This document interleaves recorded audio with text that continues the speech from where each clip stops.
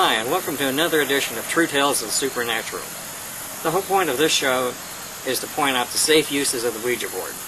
It's very commonly misused and can be very dangerous. The first use of the Ouija board actually dated back to 320 BC. The Ouija was used many centuries before even the birth of Confucius. Greek philosopher and mathematician Pythagoras encouraged the use of the Ouija board with he and his disciples in the 3rd century. 13th century Mongolians used a variation of the Ouija board for instructions and divination. North American Indians used satellite board to look for missing articles and persons. The boards had symbols on them instead of the modern-day alphabet on modern Ouija boards.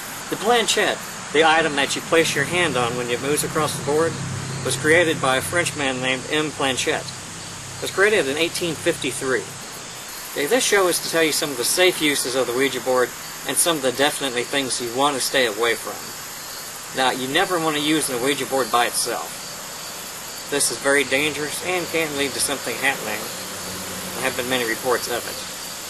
Certain areas will not even allow you to bring a Ouija board in. For instance, if you go to the Ohio State Reformatory in Mansfield, Ohio, and you bring a Ouija board, they will kick you out right away. They are not allowed in. They are considered very dangerous. Now, one of the most common things is this is mostly with kids. They like to get on there and ask for something to come and show itself. This is not something you ever want to do.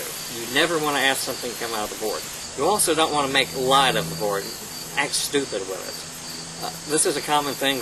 A lot of times teenagers will have seances, and they will get the boards out, and they do goofy stuff like, can you talk through someone? Can you show yourself? Can you come here with us? You never want to ask it that. You want to just stick to questions.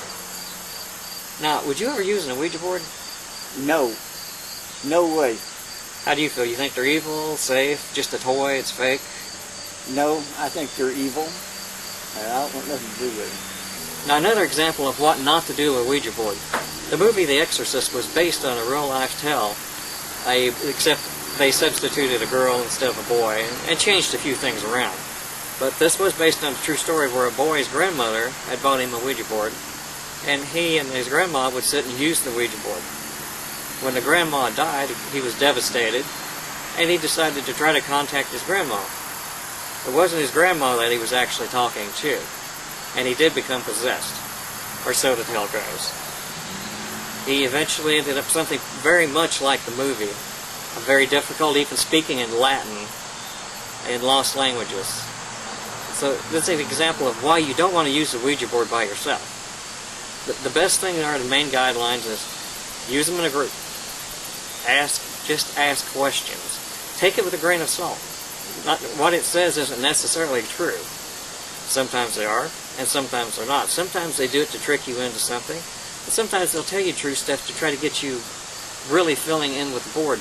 And sometimes people become obsessed with it and feel that they can get all the answers to all their problems through the board. I do believe in taking it serious. Don't go in it looking half-cocked, just being stupid, just trying to see what you can do. Just go in and have a main point to it. Ask it questions. Like I say, take it with a grain of salt.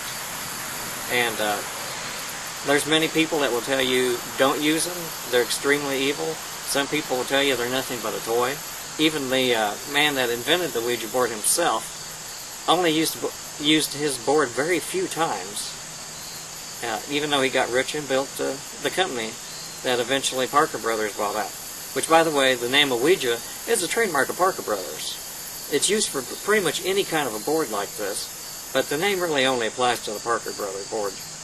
There's many boards that have been called witch boards, spirit boards. Indians use different ones. There's been many different variations.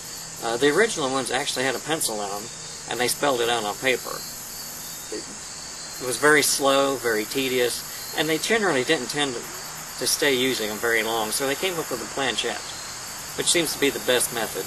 Although I do find sometimes it's hard to keep up with a planchette and figure out what it's spelling. But once again, just be safe, go in sensibly, and don't go in and ask something to come out to you or to speak to you or make something move. Don't do that. Just ask it questions, yes, no questions, something where it spells, like maybe somebody's name. Did this happen? Did that happen? Just go in safely.